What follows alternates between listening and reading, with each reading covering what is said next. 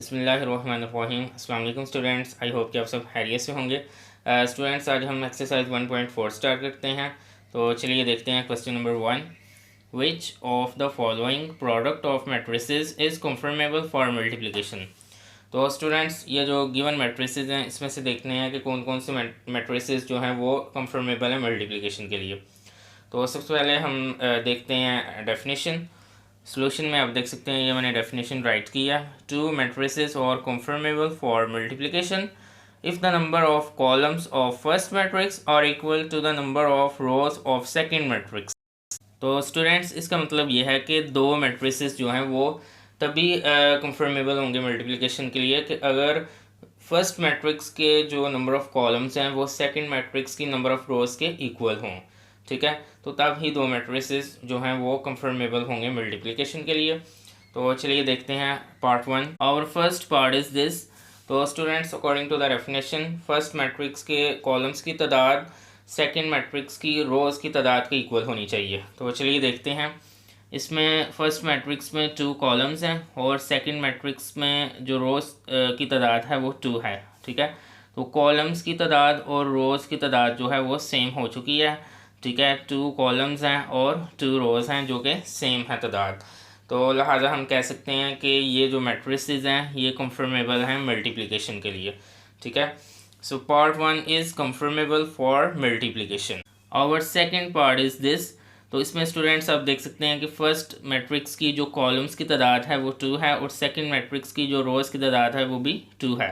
तो कॉलम्स और रोज़ की तादाद जो है वो सेम हो चुकी है। तो हम कह सकते हैं कि part 2 is conformable for multiplication. Our third part is this. तो इसमें स्टूडेंट्स आप देख सकते हैं कि फर्स्ट मैट्रिक्स की जो कॉलम्स की तादाद है वो सिर्फ 1 है और सेकंड मैट्रिक्स की जो रोज़ की तादाद है वो 2 है।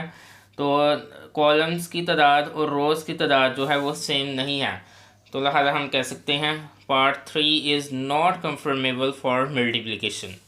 ठीक है students, our fourth part is this.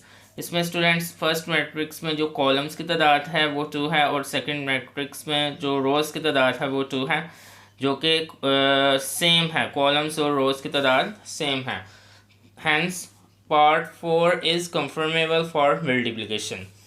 और फिफ्थ पार्ट इज़ दिस। तो इसमें स्टूडेंट्स आप देख सकते हैं कॉलम्स की तादाद फर्स्ट मैट्रिक्स में 3 है और सेकंड मैट्रिक्स में जो रोज़ की तादाद है वो भी 3 है।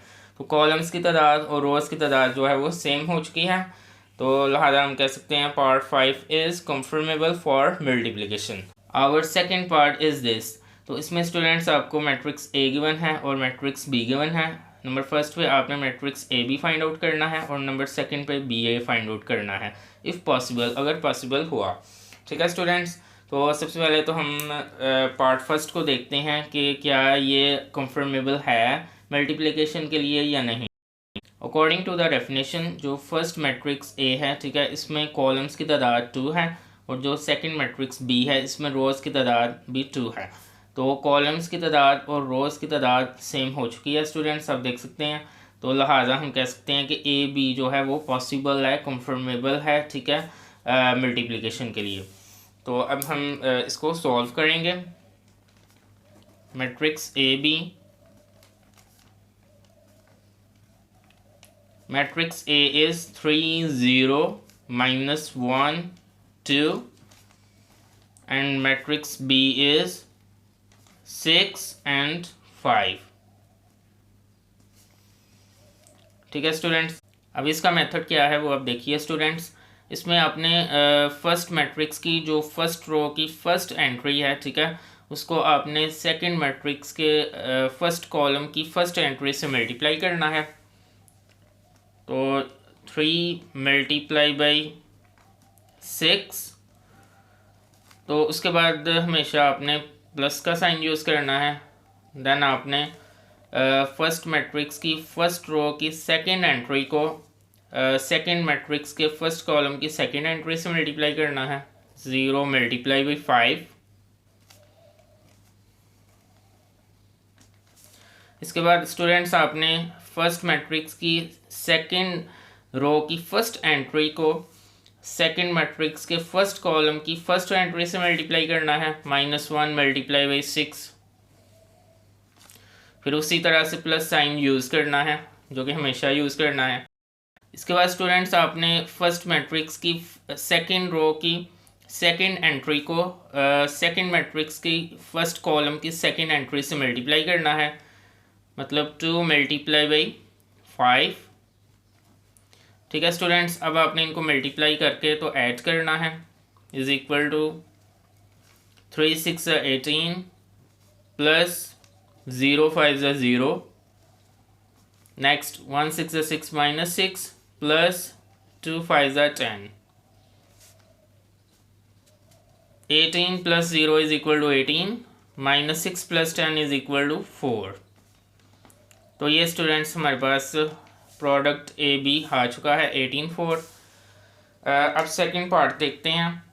इसमें आपने बी ए फाइंड आउट करना है। तो उसके लिए सबसे पहले तो आपने देखना है कि बी ए जो है वो कंफर्मेबल है मल्टीप्लिकेशन के लिए या नहीं। तो students according to the definition first matrix की कॉलम्स की तादाद सेकंड मैट्रिक्स की रोज़ की तादाद के इक्वल होनी चाहिए। ठीक है, तो अब यहाँ जो हमारा फर्स्ट मैट्रिक्स है वो बी है और सेकंड मैट्रिक्स ए है। तो चलिए देखते हैं। मैट्रिक्स बी में जस्ट 1 कॉलम है और मैट्रिक्स ए में नंबर ऑफ़ रोज़ जो हैं वो 2 हैं। तो कॉलम्स और रोज़ की तादाद सेम नहीं है। अब देख सकते हैं स्टूडेंट्स, तो लिहाजा हमारा जो बी ए प्रोडक्ट है, ठीक है, वो कंफर्मेबल नहीं होगा मल्टीप्लिकेशन के लिए। Hence part second B A is not possible for multiplication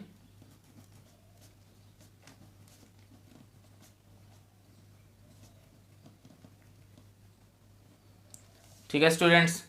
तो ये था स्टूडेंट्स आज का हमारा लेक्चर। आई होप कि आपको अच्छी तरह से क्लियर हो गया होगा। तो स्टूडेंट्स आपको किसी भी किस्म की कोई प्रॉब्लम हुई तो आप ज़रूर कमेंट में शेयर कीजिएगा। मिलते हैं इंशाल्लाह ताला नेक्स्ट लेक्चर में। दुआ में याद रखिएगा, चैनल को सब्सक्राइब और लाइक कीजिएगा। अल्लाह हाफिज़।